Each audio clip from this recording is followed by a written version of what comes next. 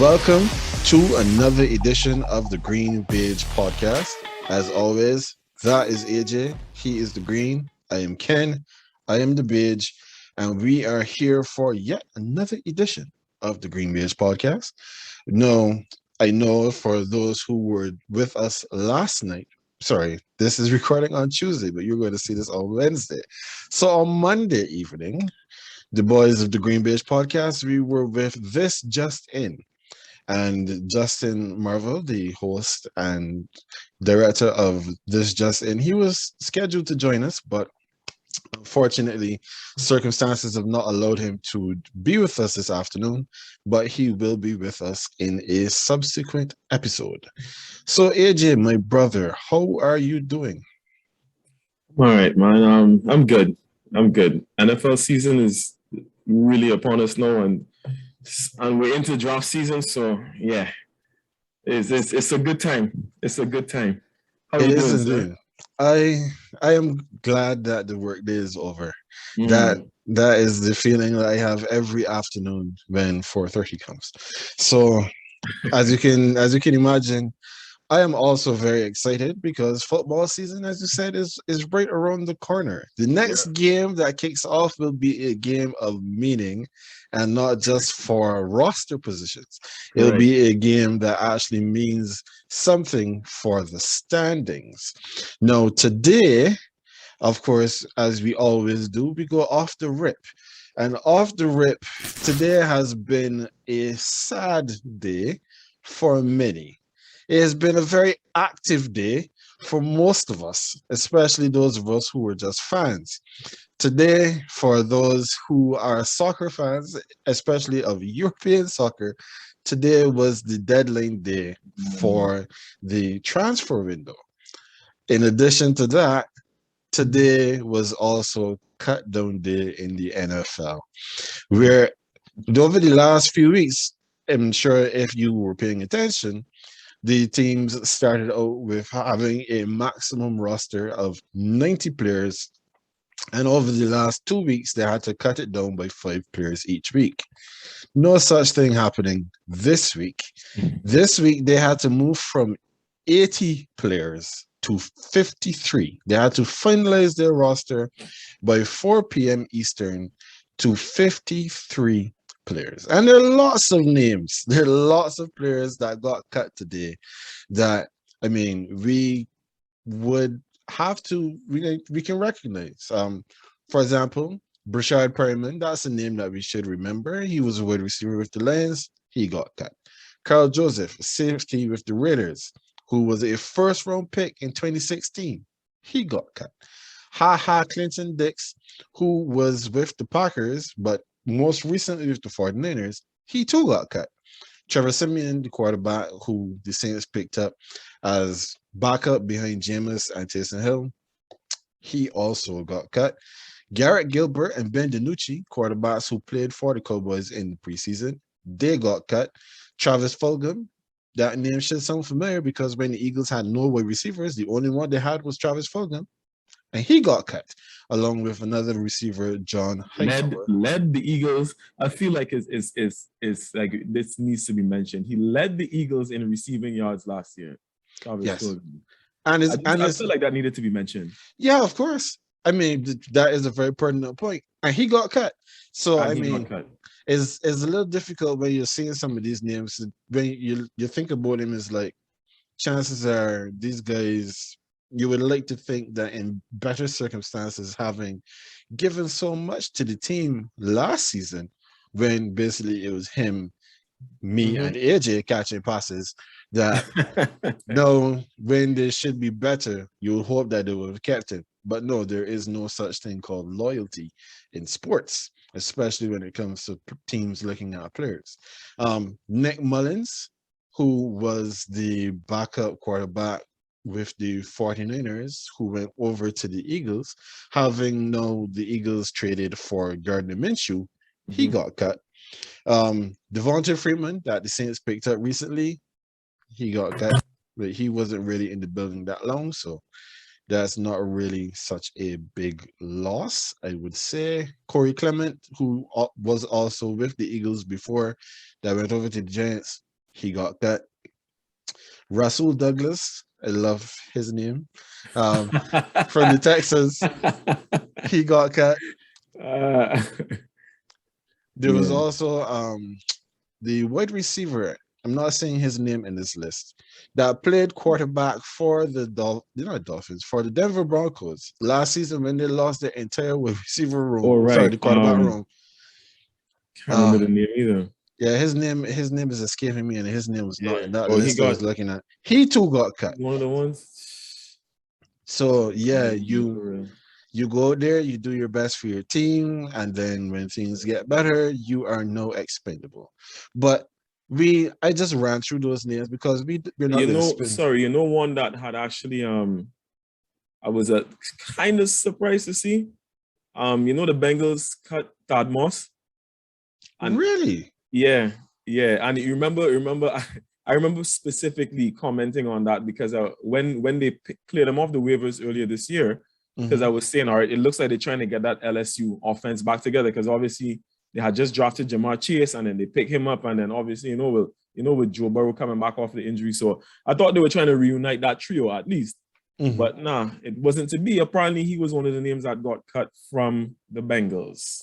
Yeah, and just there's another name that just popped out here that I have seen it before, but Hmm. somehow I missed it just now in my little submission.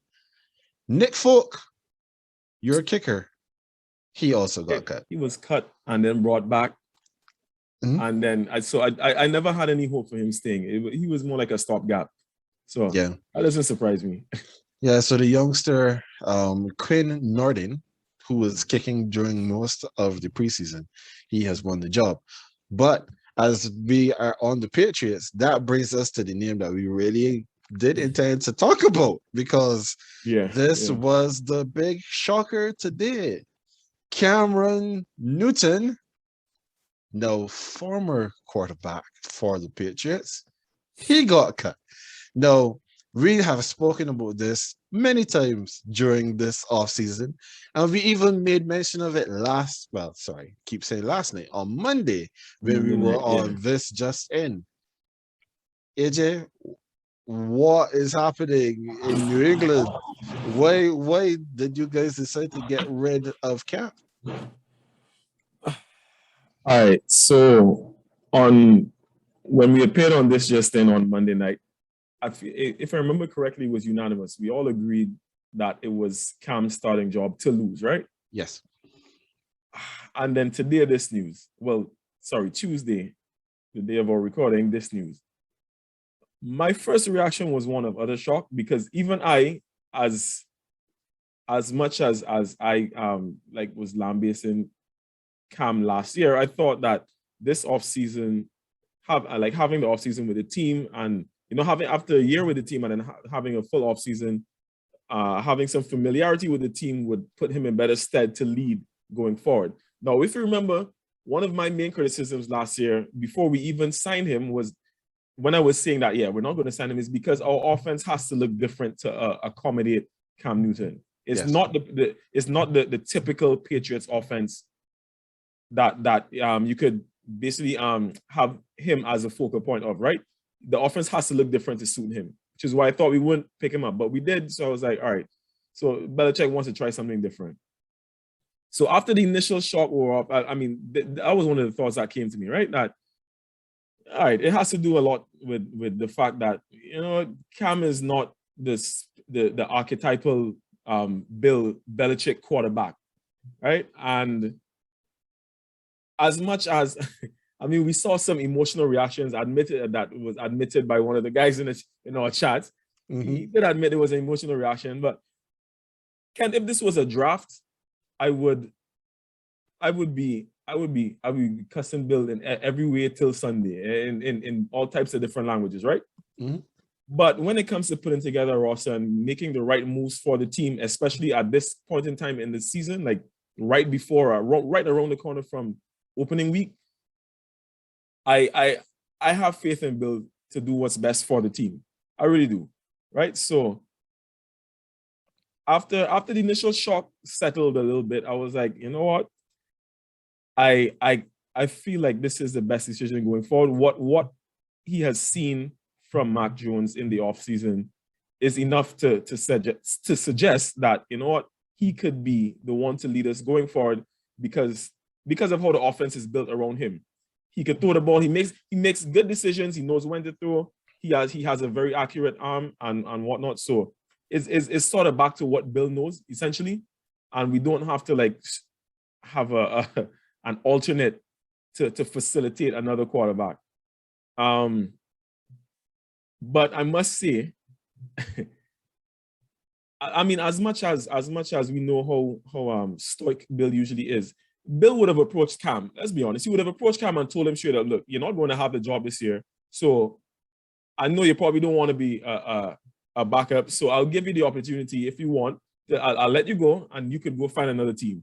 Because, instead of sitting down behind this rookie or whatnot, I really don't feel like Bill just blindsided him and, made it seem like he was going to get the job and then took it away. I must add, though, in the midst of all this, what I am hearing, according to a lot of reports, was that Cam's COVID situation had a lot to do with the reason he was cut. Because remember, he still did miss a few practices because he's not vaccinated and whatnot, right? Mm-hmm. So apparently, Bill, I'm just saying, this is according to reports that I've heard, that did play a part. Like it kind of lent to the frustration that Bill had with not being able to rely on Cam as a starting quarterback. And in the time he missed, Mac Jones impressed. So it wasn't necessarily that Cam was bad in the preseason, but what Mac Jones did sort of just elevated him a little bit more. And Cam didn't really separate himself from Mac. So it seems, and it is what it is. As much as I was skeptical about Cam, I still do feel sorry for the guy getting cut, but it is what it is. We move, and I'll be behind Mac Jones 100% as the starting quarterback of the New England Patriots for the 2021 season. So I have to defer to you as the Patriots guy on this pod because this is your team. And I know that Cam wasn't your guy, but you were high on Mac Jones coming into the draft. And you were happy that you guys didn't have to do anything in the first round. And he just literally fell into your lap. Yep. Now, where I was surprised, as I had made mention of all through this offseason and including on Monday night, is that the familiarity that Cam would have had, the time that he would have spent, you would expect then that he would be better. And for all intents and purposes, he looked better all the way through the preseason. But I guess he didn't look good enough. And because he didn't look good enough, and as you said, the Patriots way, in terms of offensively speaking, is built for that stand in the pocket and throw the ball kind of quarterback. Cam has not been that his entire career. That was my one criticism of him, his accuracy. Yes. That was my one criticism. Yeah, sorry, go ahead. No, so if he is not that, and he has not shown the propensity to be that, even though he has looked better in the preseason, as I've said all along, the preseason is a lot of smoke and mirrors. There's a lot of lies being told.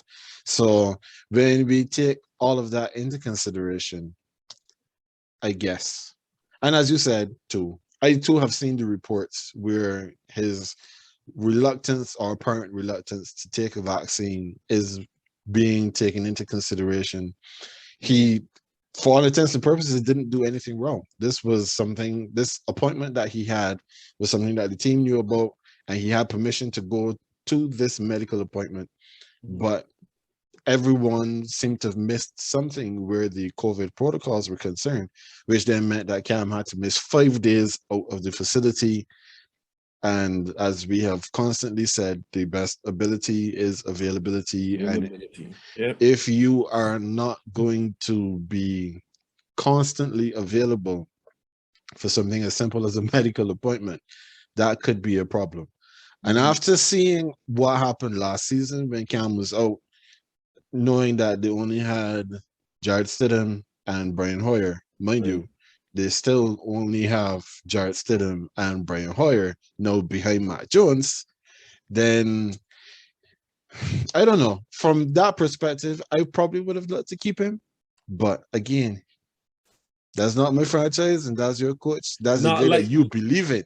So like I said, right? I think it's more he was let go more due to the fact that Bill was giving him the opportunity to go find a team somewhere else instead of sitting down and waiting on Mac Jones to possibly mess up for him to win back a job, as opposed to letting him test free agency now and see if he could find anyone that would pick. I mean, it's kind of late. It's kind of late in the offseason to be doing that, right? He's not going to learn any offensive schemes. Like I honestly don't see. I know another one of our mates in the group said that he'll have a job by tonight. I don't see that. I don't see it because I don't know who team is going to pick up Cam now, and in like with a view to him learning that offense by next week to start. So I don't know, but it really seems that he was let go not due to any vitriol, even though I said the COVID thing had a part to play, allegedly. allegedly. Allegedly. Yeah, it was a lot. It seemed like also it was a lot to do with the fact that Bill was allowing Cam to test the market instead of keeping him like on a leash and being a backup, given his profile as a quarterback in the NFL in his career so far. Well, I mean, that may be good. That may be good for Cam. It gives him an opportunity to go find someone to, give him an opportunity. However, I'm sure if you ask Cam, would you rather sit and be a backup with $10 million in your pocket? Or do you want to go here and try to find a job, only getting $3.5 million so far, which is what was his guaranteed money on his contract, knowing that he is now going out there literally 1 week before the regular season starts, no, to try to find a job? Yeah. Yeah, I think if I was in Cam's position, I probably would have taken the backup role and just chill out, give high fives, walk down behind Matt Jones every time he scores a touchdown. If he walks past you, make sure that you get the high five. You do what you have to do just to be a great teammate and keep yourself there. But he didn't get an opportunity, so all the best to you, Mr. Newton, Indeed, in the indeed. future. So, AJ, we just completed, as we had mentioned before, the preseason is now behind us. And in this last week of preseason, well, it was shortened by one game because the Saints were unable to play their game due to Hurricane Ida coming through and creating lots of havoc, and much more on that a little later on. But we did have some games that played. The Colts beat the Lions 27-17. There is no overtime and nothing of that sort in the preseason. So the Eagles and the Jets, they played to a 31-all stalemate. The Panthers beat the Steelers 34-9. The Chiefs beat the Vikings 28-25. The Bills shut out the Packers 19-0. The Ravens continued their streak of wins of 37-3 over the Washington football team. The Bears beat the Titans 27-24. The Buccaneers beat the Texans 23-16. The Broncos beat the Rams 17-12. The Chargers were shut out by the Seahawks 27-0. The Jaguars, Trevor Lawrence looked pretty good in this game, 34-14 over the Cowboys. The Bengals lost to the Dolphins 29-26. The Raiders lost to the 49ers 34-10. The Giants got beat by the Patriots 22-20, and the Browns beat the Falcons 19-10. So yes, that was the last opportunity for lots of players to get the chance to try to impress and get themselves on a roster. It worked out for some. It didn't work out for a lot of them. And well, we know that what tends to happen right after the preseason is finished and these roster cuts occur is that then lots of players are picked up on practice squads. Some players who were let go by one team are picked up by another team and could be also added into their active roster. So there are lots of personnel moves still afoot, and I'm sure we will have them for you next week. No, AJ. Wait, as you mentioned that, Mhm. did we already talk about just a short mention? Did we mention that our boy Josh Rosen got picked up again? Yes, we talked about that last week. We Yeah, did talk about it. I couldn't remember. yeah, we mentioned that last week. That Josh Rosen is on another team. Yeah, Um, it's because I think I actually saw a little footage since we probably talked, so I couldn't remember if we did. But mhm. yeah, back with Atlanta. All right, cool. Sorry, go ahead. No, no, that's fine. No, the thing is, I haven't seen his name come up in the cuts, so I Yeah. guess, I guess he's still there. All Good right, job. Joshy. Well done, Mr. Rosen. So, agent, no, there have some trades that happened in this last week as well. Mhm. And one of them, of course, we like to start with your boys, your Patriots. Your Patriots traded Sonny Michel to the Los Angeles Rams. Now we know that the Rams, they lost their supposed starting running back Cam Akers very early in the preseason to, I think it was a torn Achilles or was it an ACL? I don't remember. ACL, I believe. Yes. I think it was ACL. Yeah. It was one of those big injuries, though, and he was Yeah. definitely done for the Out for year. the season. Yeah.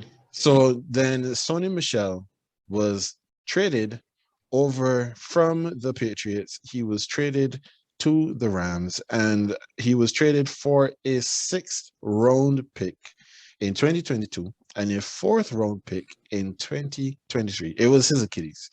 Cam Akers tore his It was right Achilles. Achilles. Yes, Oh, I thought it he was tore. somebody else was ACL. Then my bad. Okay.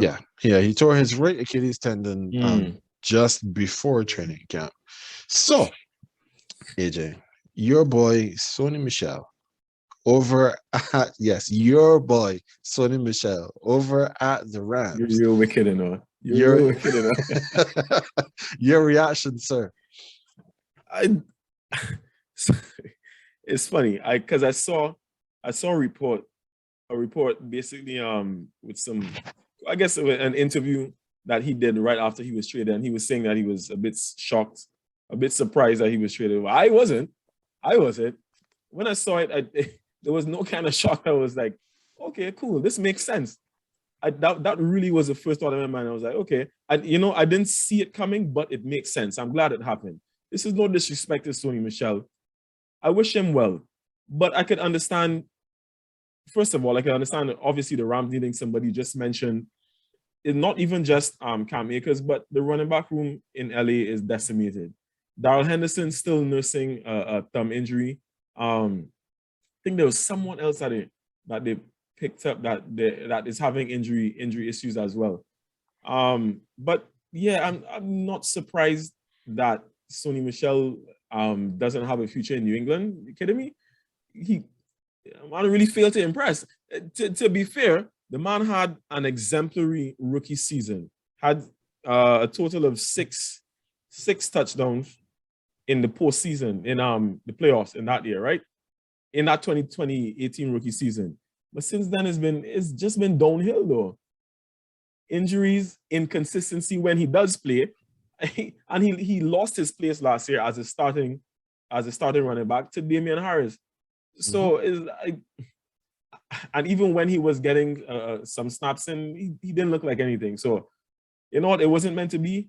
He had an amazing rookie season. Like I said, he contributed to a Super Bowl winning team. He has a ring. That's more than a lot of people could say, I should say. And he deserved his ring because, like I said, he was really good in that year. And you know what? It's just happy trails. Honestly, I hold no malice in my heart for Sonny Michel. I think his time in New England has expired. There was no reason to pick up that fifth year for him. Wish him all the best. I mean, I don't want him to replicate or even come close to that rookie season because that would actually help the Rams. But yeah, it is what it is. His time was up. His time was up. He wasn't going to retire a Patriot. It was going to happen sometime. So based on how things were going, this was the right time. Happy trail, Sony. No, one of the things that immediately comes to mind about this is what happened on the night that Sonny Michel was drafted. Your reaction to the drafting of Sonny Michel when Nick Chubb was there for the taking. I will I will never forget that. That was hilarious. So now you have actually gotten something back for the first round pick that you made with Sonny Michel. Because if you had kept him, more than likely, next season at this point, we would be talking about Sonny Michel as being one of the cuts. Yeah, yeah. It's even Disagree. if you even brought him back to begin with.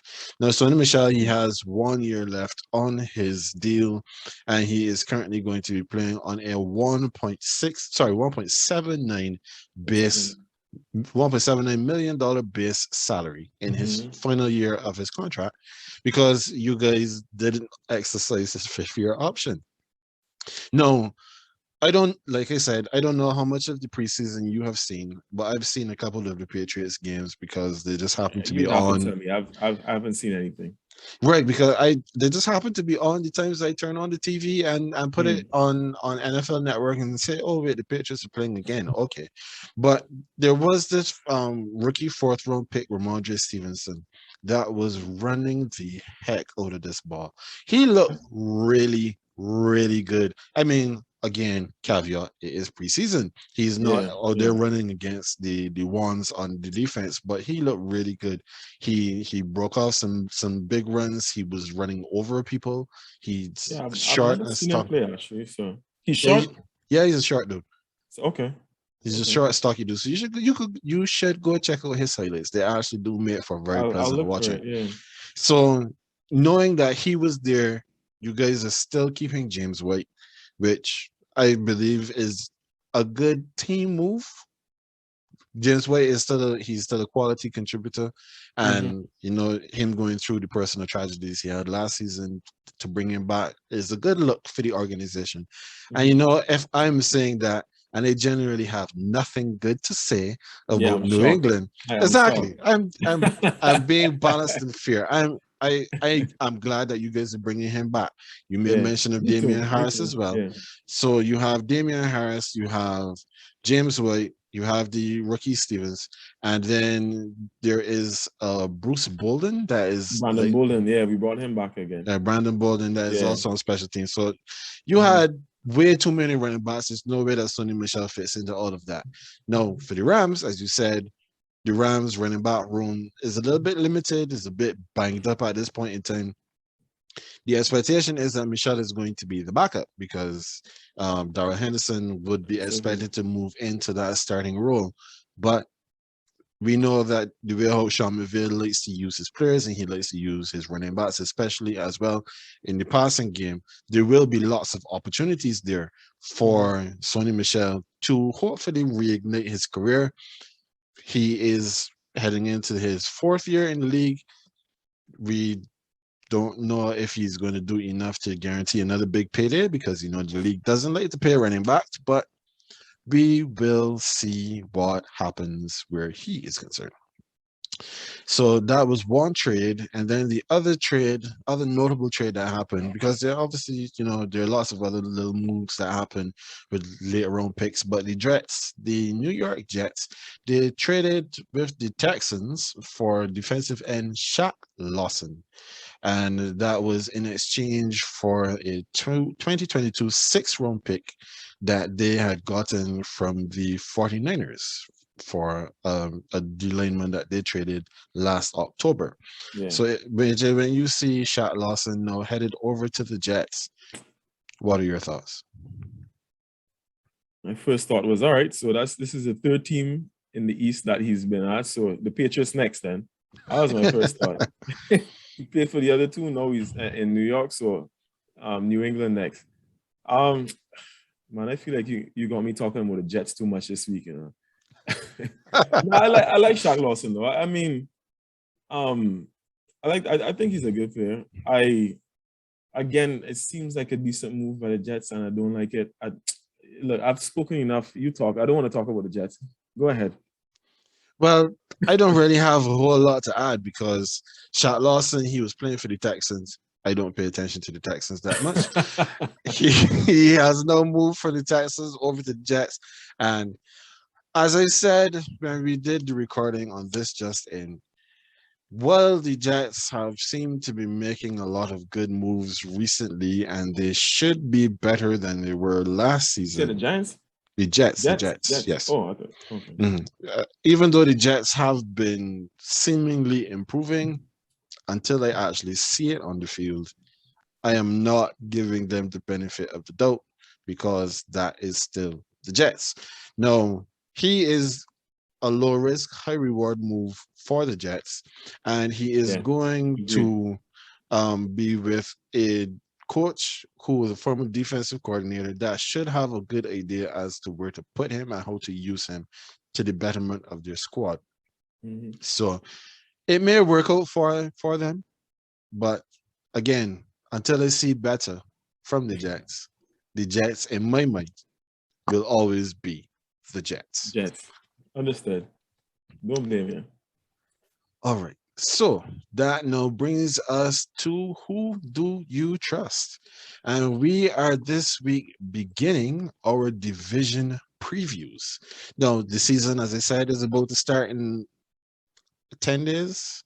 Actually, no, at the time of this recording, it is 9 days away because it starts Yeah. on a Thursday and we are recording So, this on the Tuesday afternoon. So it is 9 days away. And what better way to get you ready for the new football season than for us to get you all hyped up about your squad and the other squads that you may actually care about. So, AJ, we are going to begin. Who do you trust with the NFC West? Now, I call the NFC West the gauntlet because, in mm-hmm. my opinion, the NFC West is probably the most difficult division in all of football. You have four very competitive teams, three that have designs of being one of the top teams in the NFC, and the other that on the day can beat any of them and beat anyone. Mm-hmm. So, AJ, our first question for who do you trust this week? Who do you trust to emerge from the gauntlet? So, and one thing I do remember for sure is that in a previous episode, I did say I don't expect, this is no disrespect to the Seahawks, but I don't expect them to be as good this year. I I I can't remember all their moves offhand. Obviously, they've gone about trying to ensure that they could keep Russell Wilson alive for another year. Mhm. That he doesn't have to be scrambling like that. But I just don't have as much faith. I mean, essentially, yes, Russell Wilson still is the best quarterback in the division, but I do not have as much faith in the way that team is structured. Despite them winning the division last year, the Rams were 2 games behind them, 2 games off of them. And I'm really high on the Rams this time. I think the Rams win this division, to be quite honest. I think the Rams win this division. Seahawks could possibly still get a wild card spot. But when I said I don't see them, I don't, it's not that I see them being like garbage. It's just I don't see them being well, it would be 12-5. I don't see them being a 12-win team this year. Not 12, not 13, maybe 11, 10, somewhere around there. But getting into a wild card spot. But I'm a bit higher on the Rams. And it's not just the trade that brought Matt Stafford there. It's actually the fact that the defense is still solid. It has a lot to do with the defense for me. Obviously, I think the offense is better with Stafford, but they're just a more complete team all around. And Stafford will be protected. He has weapons. Cooper Kupp was like the number one guy, but his numbers have been dwindling recently. I think ever since he came off of that, it was a knee injury. I'm pretty sure it was a knee injury he had as well. Mhm. Yeah, but then you have Bobby Trees still putting in some numbers. Yeah, I'm high on the Rams, Ken. This is the Rams division this year to lose. And I don't know. The Cardinals have to do something to prove me wrong because at this point, I still don't see them as a playoff team. So if they prove me wrong, so be it, but I don't see that yet. And in the case of the Niners, they're definitely going to be better than 6 wins. However, Jimmy G ain't going to stay fit for the entire season. So it remains to be seen really how good Trey Lance is in this system and how many wins he could get when Jimmy G goes down injured at some point. So For right now, it seems to me the Rams come out, and I think the Seahawks are still good enough in the NFC to get a wild card spot. Okay, so you made some interesting points there, and I'll just say off the bat that I agree that the Rams are the ones that I anticipate are going to win the division. Of course, Been agreeing too much these days. I don't like it. no, I think that this is probably where our agreements are going to end for today. Okay, just making sure. Yeah, so but this is my reason why I would go with the Rams over the others. No, you may mention of the fact that the Rams defense is still very solid. They haven't lost much in terms of their playmakers on defense. Their offense is still very much intact with the exception of Cam Akers, but everyone in the league seems to believe that running backs are plug and play. And they just brought in Sonny Michel to replace him. So they should be better. They don't have Mark Brown anymore. I don't remember where he's gone, but he has left. So, but when the season started, he was supposed to be the guy, and then within the first 3 weeks, then we hardly saw him after that. So him not being there is not a big loss. Now you compare that with the Seahawks. Though the Seahawks, they have lost Shaq Griffin. Shaq Griffin is no longer there. Yeah, they just traded to bring in a new corner, but at the end of the day, is that corner as good as Shaq Griffin? Can you put that corner to be on an island like how Shaq used to be over there on his own, taking care of one side of the field basically by himself? So that is a bit of a concern. When you look at the wide receivers now, this is a year older now for Tyler Lockett. And while he has not necessarily taken a lot of hits, like you said, he's a year older. You would expect that his production is going to reduce somewhat. Then you will expect that DK Metcalf is going to be better, but his numbers were already really good. So then what are you doing to compensate? The third team in that division, then you have, as you said, the Cardinals. The Cardinals, they've made some moves. They've brought in some pieces, especially on defense, but you brought in JJ Watt, who says that he is unhappy with the tape he's put down for the last 4 years, and he wants to just play JJ Watt style football as opposed to being, I guess you could say, a little cautious and trying to make sure that he doesn't hurt himself. No, I don't know if you tell JJ Watt that he's going to go there and not try to hurt and just play with reckless abandon. How long is this going to last? They also brought in some older cornerback cover. So how are they going to match up now with the young, speedier receivers that they have with both the Rams and also with the Seahawks? Then there is San Francisco. And I am not that wild about San Francisco, partially because of the quarterback. I have been on record multiple times expressing my concerns where Jimmy Garoppolo is regarded, and then your options are Jimmy or a rookie in Trey Lance, who has shown some good stuff in preseason, but he hasn't. I haven't really seen him, so I can't say he's convinced me or not. And again, it's preseason. When we get up to full game speed, how is he really going to cope? It's better for him if he sits down for the majority of the year. But as you said, Jimmy Garoppolo is expected to get hurt. And the San Francisco 49ers, over the last couple of seasons, tend to pick up injuries at a rate, it seems, higher than most other teams in the NFL. So when they take all of that into consideration, then I will have to go with the Rams. So that is the gauntlet of the NFC West. So then we go over to the AFC and the AFC South. Now, AJ, last season, the South was run by the Titans. Remember the Titans. How good are the Titans really? Do you believe that the Titans, let's phrase it correctly. Do you trust the Titans to repeat again in the AFC South? I'll be very honest. I'm like looking at the Titans in isolation. As much as I should be impressed, something about them doesn't check every box for me. I may be nitpicking. However, I still think they'll win the division. The reason being is that the rest of this division is not up to their level as yet. So even as bad as I, or as much as I may want to nitpick certain things about them, the rest of the division, let's just not even talk about the fact. All right, you know what? There are two teams in this division.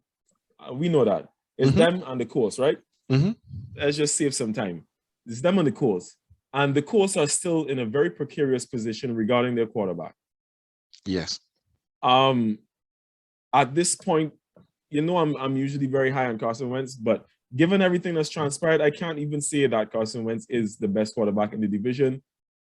Ryan Tannehill so far has shown to be the most consistent, at least in the division in the last couple of seasons or whatnot. Carson Wentz is coming into the situation up to this point. I mean, even though it's only preseason, up to this point, the man still, like, we don't know what is going on with this guy. It's been one situation after another since he's joined this organization. And apparently he's another individual who isn't vaxxed, so I don't know how that's going to go down within the organization itself. There are too many question marks around the course for me. The team itself is, I think, is well structured on both ends. However, the question marks around Carson Wentz just kind of they don't sit well with me. So I think the Titans repeat, and especially I have to give them some credit though. Adding Julio, I think, is actually going to give AJ Brown the opportunity to flourish even a bit more, because Julio going to draw more coverage than Corey Davis was last year. Let me be honest. So. And he more than likely pulled like the best corner on the opposition team, right? So it should be at least a few more opportunities for AJ Brown. And there is the monster that is Derrick Henry. So it's the Titans division to lose, to be honest, and I don't see how they do it, because I just don't think that the Colts, the only other team in the division, are good enough as yet. So my only thing about this, now I know I said that with the last one that we probably were going to end our agreement, but then I look back at the rundown and I was like, wait a second, we might actually agree about a lot more of these things. So one more, right? Yeah. So the Titans, I have been very high on Ryan Tannehill. And we have had many a conversation where Ryan Tannehill is concerned, especially comparing him to another quarterback who we did not name at this point. Like we should have a special just for that discussion. We should have a special just for that discussion or alone. We'll get to that. So Tannehill, I believe, is, as you said, he is the best quarterback in the division, and that is even taking health out of it with your buddy Carson Wentz. So, as you said, there are only two teams in this division. We don't expect anything from the Jacksonville Jaguars. The Houston Texans are projected to be the worst team in football. So they're out of it. Now, the thing that has me when I look at the when I look at the Colts and I compare them to the Titans, the Colts actually have, in my opinion, they have the better all-round team when you look at it from an offensive and a defensive standpoint.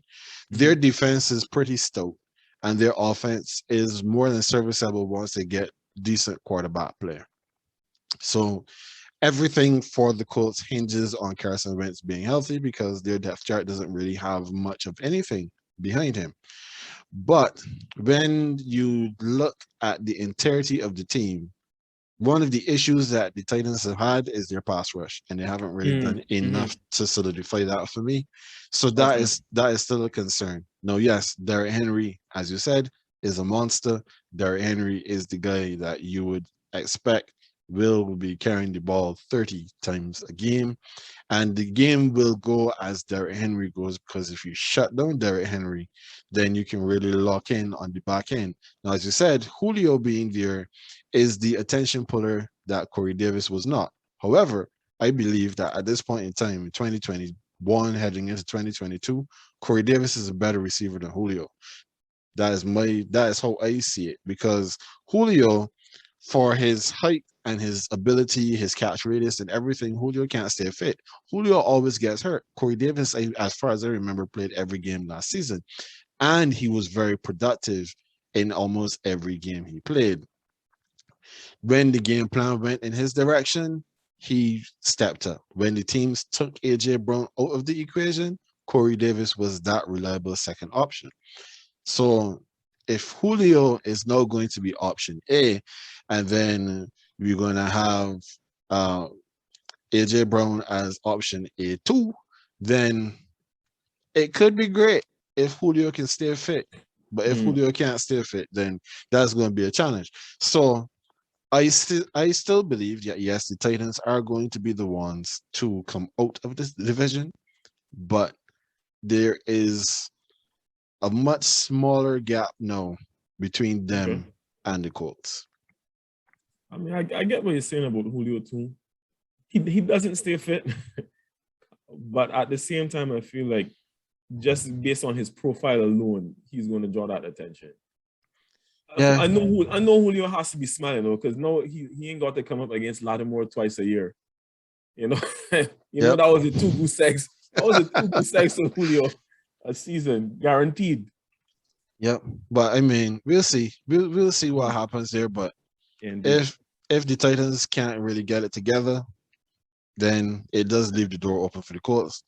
And Carson Wentz, well, we'll see what Carson Wentz is able to produce coming into this season. Now, the next division that we're going to touch on is the NFC East. I will not call them what I usually call them at this point, but the NFC East, for everyone who needs a reminder, that's the Dallas Cowboys, the New York Giants, the Washington football team, the team that still doesn't have a proper nickname, and the Philadelphia Eagles. So, AJ, we're not even going to, we know somebody from this division has to win. And last season, nobody won the division with even getting back to 500. So, do you think or do you trust any of these NFC East teams to play past wild card weekend? This is a trick question. No, you know what? Let me be diplomatic. No, I do not, good sir. None of them did last year, and I don't think any of them are stronger this year to mount that kind of challenge in that conference. Kidding me? Nah. I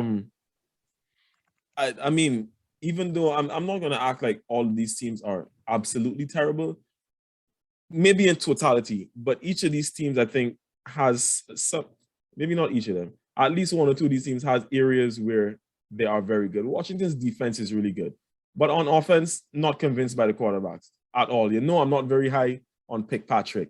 They brought in Adam Humphries and Curtis Samuel to be additional wideouts. I already like McLaurin, so I know one of these guys is going to fall behind McLaurin. Antonio Gibson, not a bad running back. Yeah, he's another one I get cut from is Peyton Barber. The offense does not convince me. It doesn't convince me. I'm with regards to Dallas, and we spoke about this ad nauseum. I am concerned about that situation. I won't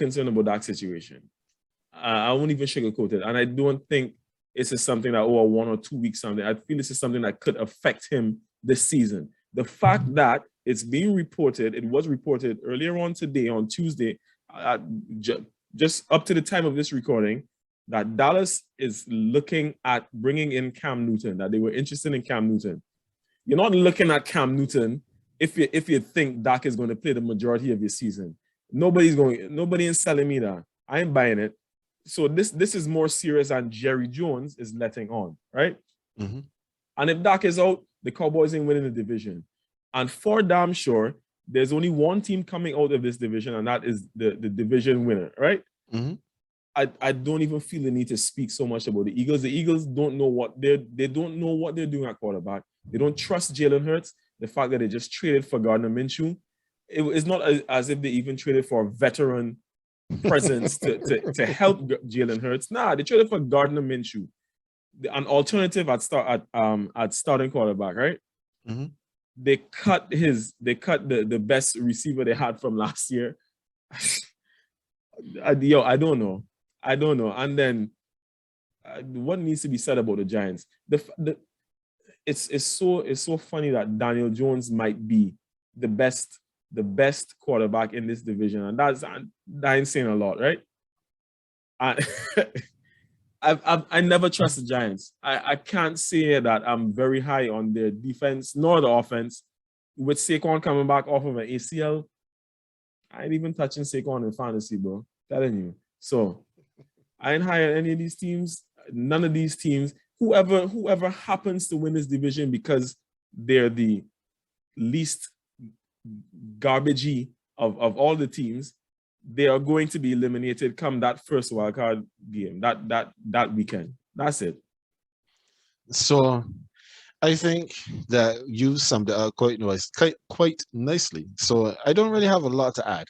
Now, if I'm trying to pick a winner from the slop that is in the NFC East, it is very difficult to do that because all of these teams have glaring weaknesses that you would expect to be exploited. Like you said, Dallas, we don't know what's going on with their defense right now. They got lots of holes that have not been plugged on their defense, and guys over there can't stay fit. If you're depending on Sean Lee and Leighton Van Der Esch to quarterback your defense, you have a problem because both of those are often in the hospital. Then with the Giants, the quarterback is not that good. I don't think the quarterback is that good, but some are quite high on Daniel Jones. That's good for them.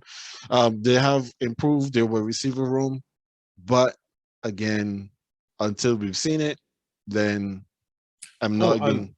When I said that he's possibly the best quarterback in the division, I meant in the absence of Dak Prescott. Of course. Just let that be. I don't want people taking it the wrong way. There's no way I'm saying that he's better than Dak. I'm saying in the absence of Dak is potentially Daniel Jones. And sorry, continue. Yeah, but if they bring in Cam Newton, no, then is he even better than Cam at that point? So we would have to wait and see. No, one of the things that for me caused Daniel Jones into further question is Daniel Jones's decision making and his what's the word I'm looking for? The word is just escaping me, but his navigation of when he should and when he should not. And I'm not even necessarily speaking about this in a purely football sense. The Giants got into a big fight during the preseason, during one of their joint practices. I do not remember the team that they were fighting with. Daniel Jones was at the bottom of the scrum. If you're the quarterback, you can't be in the fight. You have to be outside watching it and be like, yeah, fellas, go get him. Daniel Jones was at the bottom of the pile in the middle of the fight. At least his teammates know he's ready to scrap in case anything pops off. On some level, you have to love it, though. On some level, you got to love it. I am saying that you, as the quarterback of this team, you are far too valuable to be out there fighting. So if your damage proposal in your brain is not strong enough to say, well, maybe I shouldn't be in a fight, how can I trust you then to not go when you're supposed to slide? You're not going to slide, because if you think that you can go here and throw hands with guys that are bigger than you, chances are you think you could run them over too. So his decision making, he needs to work on that for me. So that's the Giants. That's the Giants, and then that one leads to Washington football team. Now you are not very high on Ryan Fitzpatrick, with good reason. However, what Ryan Fitzpatrick can give you is that he can give you 4 hot weeks, and depending on your schedule, you could go 4-0, and then in week 5 he could come out here and he can give you 6 interceptions, and then you'll be like, okay, well, maybe the magic has worn off and it's time for him to take it to the bench. And they still have Taylor Heineke, who has shown in flashes, he has shown that he is a capable quarterback. Maybe they aren't convinced enough to give him the start because, Ron Rivera still must make sure that he keeps his job. But when Fitzpatrick keyword here, when Fitzpatrick When? Oh yeah. Oh yeah. flames out, then Like death and Heineke, taxes. correct. Taylor Heineke is a decent guy to bring in. The defense is still strong. The offense has improved. FedEx Field still takes lives every year. So we never, you just never know. The Washington football team, they could be the one to come out. Now, when we're saying that, then you can look at the potential opponents that they can have in that first weekend. That could be anybody from Minnesota, Chicago, New Orleans, Arizona, LA, Seattle. They're not better than any of those teams. So any of those teams that are coming should spank them. So we'll see. But I don't have any faith in them getting past that first weekend. Now, the last division that we're going to look at for today is the AFC West. And the AFC West is the Kansas City Chiefs, who has made their home in the AFC Championship game over these last few seasons, the Las Vegas Raiders, the Denver Broncos, and the LA Chargers. So, AJ, does anyone trip up the Chiefs? I'm not saying that they beat them for the division, but do you trust any of these teams to cause enough of a noise, cause enough of a problem for the Chiefs in 2021? No. No, of course not. No. It's a Chiefs division easily. If in terms of like tripping up, I do expect the Chargers to be second in this division at the end of this season. There was a single game separating them last year. Raiders were 500, 8-8, and Chargers one behind them, 7-9. Justin Herbert is better than Derek Carr, in my opinion. So that being said, and in terms of like what I mean, you know what, Ken? I'm not convinced by the job that Chucky's done so far. Like in terms of what he was supposed to come in and do, I guess apparently it's a project because they gave him on a 10-year deal, right? Mm-hmm. But I'm not convinced thus far. I'm not saying he's done a terrible job, but I still feel they are behind where they need to be. This in the offseason and preseason thus far, I'm not convinced by the moves they've made specifically. Like the most notable to me was bringing in Kenyon Drake on offense to, I guess, either share the workload or be behind Josh Jacobs. I don't know. It's kind of like whatever to me. Mind you, I ain't gonna sit here and act like I'm really enthralled with what the Chargers are doing, but I am a huge fan of Justin Herbert. And the fact that they were only one game behind last year, I feel like this is the year where he takes another step up, even with some lackluster options, possibly like outside of Keenan Allen. I don't trust Eckler too much either, but I think that they'll get the job done. They'll be second in the division. I just expect the Raiders to slip up, but Kansas City's division easily, and I expect your home team to be last in the division once again. So this is where we will find some division for this week, because first off, it is not that the Chiefs aren't going to win the division. I anticipate the Chiefs are going to win the division as well. There's not been enough done throughout the division to make me think that anyone is from the AFC West is going to be good enough to knock the Kansas City Chiefs off. So let's get out there. However, I think you're being a little bit harsh on the Denver Broncos. The Denver Broncos this season coming should be much better than they were last season. Bringing in Patrick Surtain, they still have most of their playmakers on defense. Von Miller is fit again. They will be a lot better. No, to the question that was asked, I believe that the Chiefs are going to have much more difficult games in their division this season than they had in the last 2 seasons, because the Broncos defense is a lot better. The Raiders somehow tend to play them a little bit tough. And as you said, the Chargers should be better on offense, but they have gotten worse on defense because Melvin Ingram is no longer there. Yeah. So we don't quite know what their pass rush is going to look like when the games when the games start to matter. And as you said, outside of Keenan Allen, who, if you check our fantasy spot, which is going to happen tomorrow, you're going to hear how I really feel about one Keenan Allen. But outside of Keenan Allen, there isn't a whole lot. Hunter Henry, he's gone. He's now with your Patriots. So there are a lot of moving parts where the Chargers are concerned. And I am not sure that Justin Herbert is good enough to overcome all of it. So I believe that the division could go Kansas City Chiefs 1, Denver Broncos 2, because Teddy Bridgewater is not going to turn the ball over in the manner that what's his name? Drew Lock Drew was Lock. turning Yeah. he was turning the ball over last season. They're not going to depend on fourth quarter heroics like they had to do with Drew Lock, because that's the only time he decided to actually play football. And then I have the Raiders last. The Raiders last. Okay. No, you said that you don't want to be harsh necessarily on Chucky. Well, I'll do it for you. 10 years. He had a 10-year contract. 10 years means you can come in and you can do whatever you want. He doesn't trust his quarterback. We've known that from the time he got there. He's been trying to get rid of Derek Carr. He still doesn't trust him. So Derek Carr is not his ideal quarterback. Then, as you said, they brought in Kenny Drake to go with Josh Jacobs. Okay, no problem. I guess they still have Darren Waller. That's good.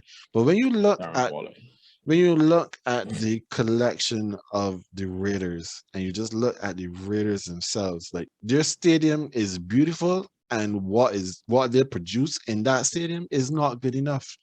He should be better. The team should be better. It is not, and that is all on him. So I have them coming last in that division this season. Fair enough. Fair enough. I wouldn't say I'm still. The jury's. I mean, I did have the Raiders and the Broncos as the bottom two teams. I guess we just have them inverted, but I know I just ain't sold on that Broncos offense. The defense, you're absolutely correct, and I like Patrick Surtain too. I like that move, that draft pick, but I'm not sold on offense. I don't. It's really funny because I don't trust Melvin Gordon these days, and I used to be very high on him when he was in LA, but I just don't trust him anymore. I don't. Well, I still have enough faith in him that he should be good enough. He may not get 1,000 yards rushing this season, but he should be more than serviceable. And then you have Cortland Sutton coming back. You have Jerry Jeudy. You have KJ Hamler. They have weapons on the outside, and they still have Noah Fant at tight end. Noah Fant, yeah. And then it's just a matter of just getting the ball to the guys, and Teddy Bridgewater can do that. So I have them come in second because I just don't trust what's happening with the Chargers. And I know a lot of people were down on Anthony Lynn, but I thought that Anthony Lynn did a decent enough job that he could have probably kept his job. But they decided to get rid of him. So it's a brand new regime, it's a brand new setup, everything is new. And until I see it, I'm not trusting it at this point. Gotcha. Right. So that brings us to the end of Who Do You Trust this week? So AJ, for this week's final thought. This week, as I said, it was not a great week for a lot of people. Like you said, today, as we're recording it on Tuesday, was cut day. But 2 days ago was the anniversary of Hurricane Katrina touching down in New Orleans. And Louisiana, New Orleans as well. They are facing a lot of problems now, thanks to Hurricane Ida, who has just blown through Louisiana as well. Hurricane Ida made landfall as a Category 4 storm. And for us who have been in the Caribbean, we've spoken before about storms and the damage that storms have done. And to know that, Louisiana, who is not one of the richest states here in the US, they are now up against it again. Yeah. Now, this is just as an aside, but this is not what really matters. It's the Saints, were forced, as a team, they were forced to evacuate out of Louisiana because the storm was coming, and they're supposed to be hosting a game against the Green Bay Packers come next Sunday, the first Sunday of the season. However, the Saints are not going to be playing at home. The infrastructure in Louisiana is currently in such poor state. There's no way that they can host this game. No, the Caesar Superdome, that was mainly unaffected. It wasn't really damaged. The practice facility in Metier, Louisiana, that too was okay. But when you look at what's happened to the city, when you look at what's happened to the state, there is no way that they can play football in the state of Louisiana right now.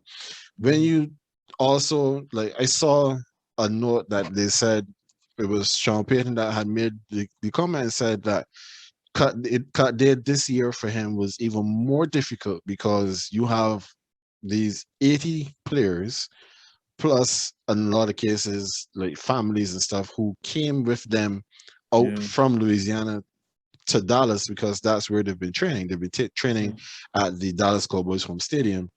And now you have to basically tell 27 of these guys that basically your future with us as a franchise is over. They are still reeling from what's happened back home. I know you're telling them too that their professional lives are being altered drastically. That's a bit rough. Now, there was a tweet that I saw from Ava DuVernay. She director extraordinaire in Hollywood. She said, "No power, sewage out, no water. Nearly 1 million structures in Louisiana affected. It's 89 degrees there as I type this. Jefferson Parish estimates 20 days to restore power. We haven't heard from any crew member west of Orleans Parish. No cell or internet service. Why isn't this trending? It's going to be high, and it's going to be in the high 80s in Louisiana for the next 10 days. Humid, no air conditioner, no water coming out the faucet, can't flush the toilet, no electricity. They're also under an all-day curfew. Many don't have cell or internet to call out, not even a trending topic. And then on top of all of this that they have to deal with, there's still COVID. So Yeah. let us remember New Orleans, the city, and the state of Louisiana in our prayers because they will need it. And there are lots of nonprofit organizations who have set up GoFundMe's and other places where people can donate to help with the relief effort. Gail Benson, the owner of the state of the Saints, she has pledged $1 million to the relief effort already. Leonard Fournette, who is the running back with the Tampa Bay Buccaneers, who is originally from Louisiana, Yeah. he has put forward $100,000 towards the relief effort. That is not going to be enough. So, whatever we as a people, as a community, as a country, whatever we can do to help, let us do that so that the people of Louisiana and New Orleans, they can get back on their feet. Now, I remember that when Drew Brees came to New Orleans, it was just after Katrina. I know is like some sort of cruel irony that as soon as he's left, then Ida has arrived. So let's keep them in our prayers, and we hope that sooner rather than later, everything will be all good in the Big Easy. Yeah, indeed. It's a sad situation for real, though. Yep. Now, I hate to end our show this week on a sad note, but I believe that that is something that needed to be highlighted. On another time, we'll come back and laugh at the high school football game that played on ESPN. That I don't know if you've seen it. That is a story that is definitely worth investigating. We'll have that next week for Yeah. sure. Yes. So, just a couple of announcements as always. If you haven't done it before, like, subscribe, hit the notification bell, make sure that you are aware whenever our episodes drop. As always, we have the fantasy spot, which is going to be airing on Thursday morning at 9 a.m. Eastern. We have 9 of our 10 people for our fantasy league, for football fantasy league, and that draft is scheduled for Saturday. So we have space for one more person. So Just if you one want to more. be in, get a message to us. Our handles, as always, are going to be displayed. You can find us on Instagram. You can find us on Twitter, GreenBaje. You can find it everywhere. You just search for GreenBaje, and you can also reach us there. AJ, is there anything else that you want to touch on? Tell the folks before we out of here. No, I mean, on that note, you have me a bit reflective now. So, nah, I'm good. I mean, yeah, as you just noted, though, we're just looking for that one more person for the league. Just trying to test out the league this year and have some fun with it. You know, it's just a fun thing. That's a fun thing. Just one more. Looking for that one last person. Correct. So, as always, folks, that is AJ. He is the green. And Ken, I am the beige. We will see you next time.